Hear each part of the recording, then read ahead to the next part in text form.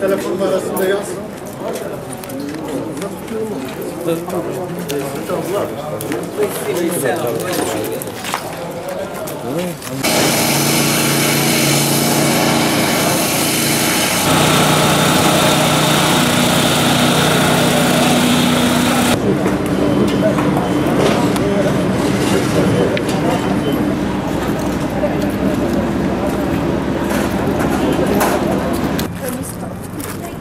Evdeydik, yatıyorduk.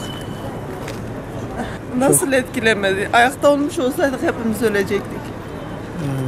Yani düşünün, yatağın içinde yatarken üzerimizdeki camlar uçuşmuş yani. Eşyalar yer yerinden oynamış, üstümüzden geçmiş böyle. Evet. Şu an kaynımgilde kalıyoruz. Mağduruz yani. O anki psikoloji. Öyle bir gürültüyle uyandık ki ben direkt çocuklarımın odasına koştum. Çağırıyorum, uyanmıyorlar. Kendal diyorum, Baver diyorum. Son anda onlar da anne sen korkma diye kalktılar onlar da. Allah hakkımızı koymasın. Hepsiz barksız kaldık ortalarda.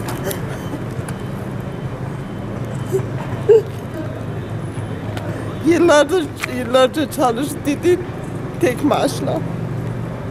Ancak karın tokluğuna yaşıyoruz.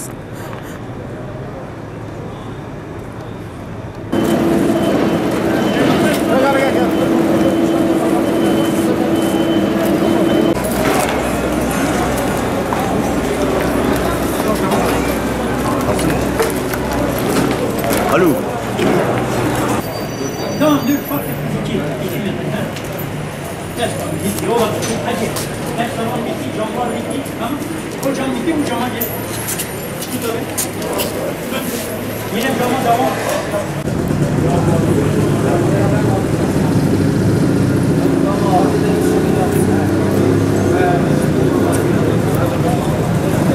Allah için hırsızlık yapılır mı abi?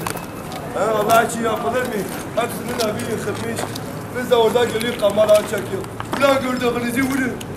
Vurun kafasını kırın bakalım onu sayın kimdir. Havada yıktın. Yakın erken yıktın.